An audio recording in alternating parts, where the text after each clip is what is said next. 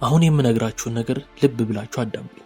አውቃለሁ አሁን የምነግራችሁ ነገር እንደ ችግርም እንደማትቆጥሩት ወይም ደግሞ ያሳስበኛል ብላችሁ እንደማታስቡ እርግጠኛ ነኝ። ነገር ግን የተለያዩ ሳይንሳዊ ጥናቶች እንዳመሳከሩት ከሆነ ሴደንተሪ ላይፍ ስታይል ብለን የምንጠራው የህይወት አኗኗር ከሱስም ከተለያዩ አዲክሽኖች በከፋ ሁኔታ ሰውነታችንን ወይም ጤናችንን ሊጎዳ የሚችል ነገር እንደሆነ ይናገራሉ። አሁን ሴደንተሪ ላይፍ ስታይል ምንድን ነው ብላችሁ ልትጠይቁኝ ትችላላችሁ። ሴደንተሪ ላይፍ ስታይል ማለት ምንም አይነት ስፖርታዊ እንቅስቃሴ ሳናደርግ ሰውነታችን ለረጅም ሰዓት ቁጭ ብሎ ተኝቶ ወይም ደግሞ አንድ ቦታ ላይ ሆኖ የሚያሳልፍ ከሆነ ያ ሴደንተሪ ላይፍ ስታይል ተብሎ ይጠራል። እንደውም እንደ ጥናቱ ከሆነ አንድ ሰው ሲጋራ እያጨሰ ነገር ግን ኖርማል የሚባል ስፖርት የሚሰራ ከሆነና አንድ ሰው ደግሞ ጭራሹን ስፖርት የማይሰራ ነገር ግን የሚያጨስም ራሱ ቢሆን ሁለተኛው ሰውዬ ማለትም ስፖርት የማይሰራውም የሚያጨሰውም ሰውዬ የመሞት እድሉ ከመጀመሪያው እንደሚበልጥ ነው የሚናገር። ስለዚህ በዚህ ቪዲዮ ስፖርት እስከዛሬ ሰርታችሁ የማታውቁ ሰዎች፣ ብዙ ሰዓት ጌም እየተጫወታችሁ ቲክቶክ እያያችሁ ረጅም ሰዓት ቁጭ ብላችሁ ለምታሳልፉ ሰዎች ምን አይነት ሪስክ እየወሰዳችሁ እንደሆነ ልነግራችሁ እወዳለሁ። በሚቀጥሉት 10 ደቂቃዎች ውስጥ ስፖርት አለመስራት፣ ሴደንተሪ ላይፍ ስታይል መከተል ምን አይነት ጉዳት እንዳለው በደንብ አድርጌ ዘርዝሬ አቀርብላችኋል። የፊት ሀበሻ ቻናል ቤተሰብ ለመሆን የሰብስክራይብ እና የደውል ምልክቷን መጫን እንዳትረሱ። ሴደንተሪ ላይፍ ስታይል ሲኖረን መጀመሪያ ላይ የምናጣውና ማለትም ሪስክ የምናደርገው የመጀመሪያው ነገር ምንድነው? ካርዲዮቫስኩላር ሲስተማችን ነው። ይሄ ካርዲዮቫስኩላር ሲስተም የምንለው ልባችን ወደ ለያዩ የሰውነታችን ክፍሎች ደምን የሚረጭበት ሲስተም ሲሆን ይሄ ሲስተም ሴደንተሪ ላይፍ ስታይል ስንጠቀም አንደኛው ሳይድ ኢፌክት ወይም ደግሞ ሪስክ የምናደርገው ነገር ሆኖ ተገኝቷል። ይሄ የሚሆነበት ምክንያት ለምንድን ነው? አንድ ሰው ምንም አይነት እንቅስቃሴ ሳያደርግ ከ6 እስከ 10 ሰዓታቶች ውስጥ በቀን ውስጥ ቁጭ ብለው የሚያሳልፍ ከሆነ ደማችን ወደሚፈለገው የሰውነታችን ክፍል ሳይዘዋወር ይቀራል። ያ ሆነ ማለት ደግሞ ጡንቻዎቻችን በቂ የሚባል የደም ሰፕላይ ስለማያገኙ እዛው ተኮማትረው ይቀራሉ ማለት ነው። ያ ደግሞ ደም አለመዘዋወር በአጠቃላይ ብለድ ፕሬሽራችንን እንዲጨምር ያደርገዋል ማለት ነው። ይህም ደግሞ በሚሆንበት ሰዓት ደም አስተላላፊ የደም ስሮቻችን ወይም ደግሞ የደም ቧንቧዎቻችን ስቲፈር ወይም ደግሞ በጣም ጠንከር እያሉ ይመጣሉ ማለት ነው። ስለዚህ ድሮ እንደሚያስተላልፉት ወይም ደግሞ እንቅስቃሴ በምናደርግበት ሰዓት እንደሚያስተላልፉት ሳያስተላልፉ ይቀራሉ ማለት ነው። ይሄ ደግሞ ትልቅ ሪስክ ነው። ምክንያቱም ደም ለሰውነታችን በጣም አስፈላጊ ነገር ነው። ያንን ደም ደግሞ የሚተፋልን ወይም ደግሞ ፓምፕ የሚያደርግልን ልባችን ነው። ይሄ ሲስተም እየተዛባ መጣ ማለት ደግሞ ልባችንን ሪስክ እያደረግነው ነው ማለት ነው። ይህንን ሪስክ እያደረግን ነው ስፖርት ሳንሰራ ለረጅም ሰዓት ቁጭ ብለን የምናሳልፈው ማለት ነው። አብዛኞቻችን ባለማወቅ ሊሆን ይችላል። ነገር ግን ከዚህ በኋላ ይህንን ስታውቁ መጠንቀቅ እንዳለባችሁ ታውቃላችሁ ወይም ትረዳላችሁ ማለት ነው። እንደውም ጥናቱ እንደሚያሳየው ከሆነ በእያንዳንዱ ቁጭ በምትሉበት ሰዓት 5% ሪስክ የካርዲዮቫስኩላር ዲዚዝ እየጨመራችሁ እንደሆነ ነው የሚናገረው። ይህ ማለት ነው ለምሳሌ 6 ሰዓት ሙሉ ቁጭ ብላችሁ አሳልፋችሁ ከሆነ ቀጣዩን 7ኛ ሰዓት ላይ 1 ሰዓት በጨመራችሁ ቁጥር 5% የልብ ወይም ደግሞ ከልብ ጋር የተያያዙ ህመሞችን የመታመም እድላችሁን እየጨመራችሁ ነው ማለት ነው። ስለዚህ በጣም ጥንቃቄ ማድረግ ይኖርባችኋል። እርግጠኛ ነኝ አብዛኞቻችሁ ምናልባት ስራ ልትሆኑ ትችላላችሁ። ለምሳሌ 2:30 ስራ ገብታችሁ እስከ 11:30 ድረስ ስራ መቀመጥ ሊኖርባችሁ ይችላል። ለ8 ሰዓት እስከ 6 ሰዓት በቀን ውስጥ ቁጭ ብላችሁ ኮምፒውተር እያያችሁ መዋል ሊኖርባችሁ ይችላል። ይሄ ህይወት ነው፣ የስራ ጉዳይ ነው። ነገር ግን ጠዋት ወይም ደግሞ ከስራ ከመጣችሁ በኋላ የሆነች ሰዓት በጣም ስሩ አይደለም የሚባለው፣ ይሄ ከባድ የሚባል እንቅስቃሴ አይደለም የሚያስፈልጋችሁ። በቀን ውስጥ ለ30 ደቂቃ ትንሽ ትንፋሻችሁን ሊያነሳሳው የሚችልና ሰውነታችሁን ሊያፍታታ የሚችሉ ወርክአውቶችን ከሰራችሁ ያ እንደ እንቅስቃሴ ነው የሚቆጠሩ። ይሄ 4 ሰዓት ሙሉ ጂም ቤት ገብታችሁ መስራት የማትችሉትን አይነት ኪሎ እያነሳችሁ መስራት አለባችሁ ማለት አይደለም። ለ30 ወይም ደግሞ ለ45 ደቂቃ ጊዜ ሰጣችሁት፣ ጠዋት ላይ ቢሆን ማታ ላይም ቢሆን ችግር የለውም፣ ጊዜ ሰጣችሁት ስፖርት የምታደርጉ ከሆነ ያ ለእናንተ በቂ ነው። ሌላው ደግሞ በጣም የሚያስፈራው የዚህ ችግር ሴደንተሪ ላይፍ ስታይል በምንከተልበት ጊዜ ሞርታሊቲ ሪስካችን ይጨምራል። ሞርታሊቲ ሪስክ ማለት አንድ ሰው ከመሞት ምን ያህል ሪስክ ይቀረዋል ወይም ደግሞ የመሞት እድሉ ምን ያህል ነው የሚለውን የሚሰራ ካልኩሌሽን ነው። ይሄ በአቬሬጅ የሚሰራ ካልኩሌሽን ነው። ሁሌም እኩል የሚሆን ነገር አለ። ግን እንደ ሳይንሱ በአቬሬጅ ሲሰራ አንድ ሰው ሴደንተሪ ላይፍ ስታይል ያለው ሰው ከወፍራም ሰዎች ወይም ደግሞ ከሚያጨሱ ሰዎች በላይ የመሞት እድሉ እንደሚጨምር ይናገራል። ይሄ ደግሞ ብዙ ጊዜ የሞቱ ሰዎች ጥናት ሲደረግ የተገኘ ጥናት ነው። ትልቅ የሚባሉ ጆርናሎች፣ የሳይንስ ጆርናሎች ያወጡት ሪሰርች ነው ይሄ። ስለዚህ አንድ ሰው ስፖርት ባለመስራቱ ብቻ እድሜውን ከአንድ አጫሽ ወይም ደግሞ በጣም ወፍራም ይሄ ትላልቅ ኪሎ 120 130 ኪሎ ናቸው ብለን የምናስባቸው ወፍራም ሰዎች አሉ አይደል?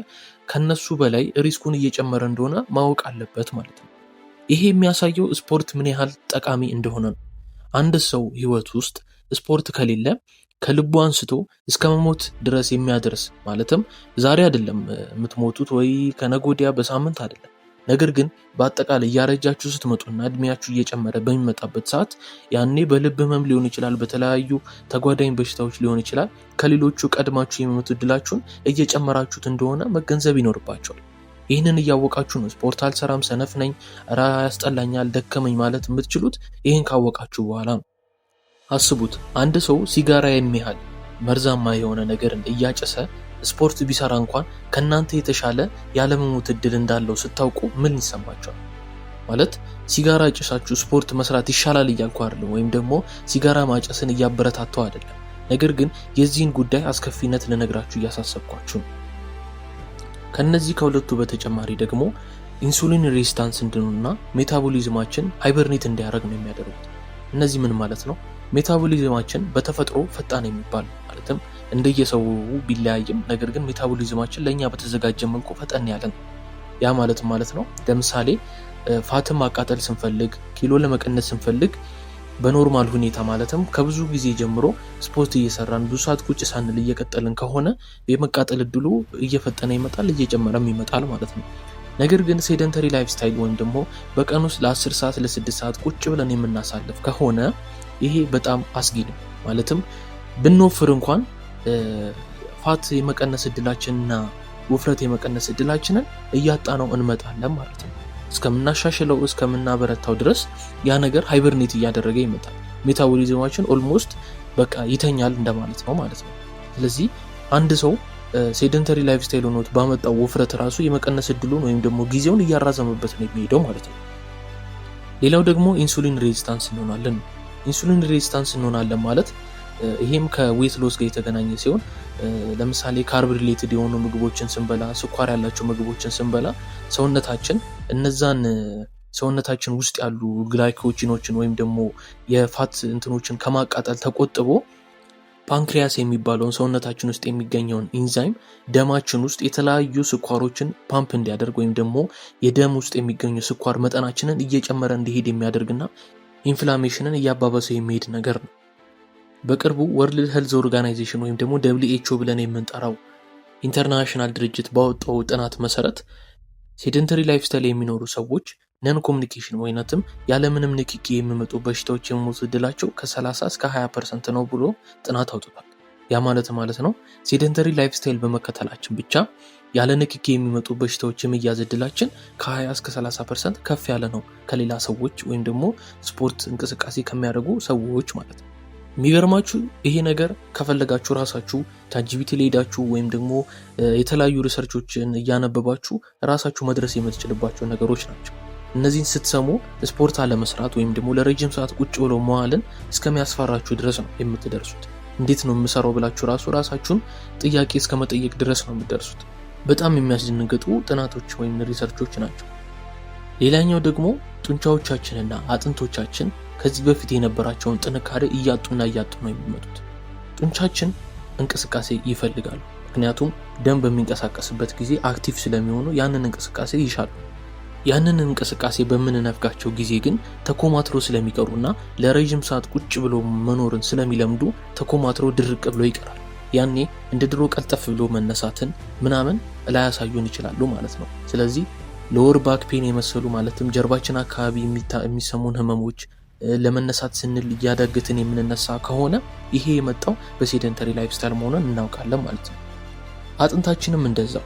አጥንታችን ስትረስ ይፈልጋሉ። ማለትም ክብደት ስንሰራ ወይም ደግሞ የተለያዩ ስፖርቶችን ስንሰራ ከጡንቻችንም በተጨማሪ አጥንታችንም እያሰራናቸው ስለሆነ ያ ጠቀሜታ አላቸው። አጥንታችን ጠንከር ብሎና ግግር ብሎ እንዲቆይ የሚያደርገው እንቅስቃሴ ነው። ያ እንቅስቃሴ ሳይኖር ሲቀር አጥንታችንም እየሳሳ ማለትም እያረጀን ስንመጣ ወይም ደግሞ ጊዜ እያለፈ ከወጣትነት አልፈን ወደ ጎልማሳነት እየሄድን በምንመጣበት ሰዓት ያ ነገር እያሳሰበን ይመጣል ማለት ነው። ስለዚህ እነዚህ አሁን የዘረዘርኳቸው ከብዙዎቹ መሃል መንጥሬ በቃ አሳሳቢ ናቸው ብዬ ያሰብኳቸው ነገሮች ስለሆኑ ነው እነዚህን መንጥሬ ጥቂት አድርጌ ያቀረብኩላችሁ። ከነዚህ በጣም ተጨማሪ ብዙ አይነት ሪስኮች እንዳሉ አይቻለሁ። ሪሰርች በማድረግበት ሰዓት አውጥቼ ቻትጂፒቲ ላይ ወይም ደግሞ የተለያዩ ሪሰርች ጆርናሎችን በማነብበት ሰዓት ሴደንተሪ ላይፍ ስታይል መከተል ምን አይነት ሪስክ እንዳለው አይቻለሁ። እነዚህ ግን ትናንሾቹ ናቸው። ስለዚህ ይህንን እየሰማችሁ አሁንም ቢሆን ስፖርትን አለመስራት፣ መስነፍን፣ ይደክመኛል ብሎ ማሰብን የምትመርጡ ከሆነ ምርጫው የእናንተ ነው። ነገር ግን አትሊስት ይህንን ምርጫ እወቁት ነው የምትመርጡት ምን እንደሆነ፣ ምን ሪስክ እያደረጋችሁ እንደሆነ እወቁ በሚለው ይህንን ቪዲዮ አዘጋጅቼላችኋለሁ። ስለዚህ ድሮም ቢሆን ቲቪ ላይ ስፖርት ለጤንነት የሚባለው ቲቪ ላይ ስፖርት ሲሰሩ የሚታወቁትም ይህንን በማሰብ ነው። አሜሪካ ላይ አብዛኛው ሰው ወፍራም ሆኖና ጤናው በካንሰር ወይም ደግሞ በተለያዩ ተጓዳኝ በሽታዎች የሚሞትበት ምክንያት ሴደንተሪ ላይፍ ስታይል ስለሚከተሉ ነው። እንዲሁም እዛ ሀገር ዶክተሮች በተለያዩ ፕሮሞሽን ምክንያት ስፖርት ይተዋወቃል፣ የስፖርት ባህል እንዲዘወትር ይደረጋል።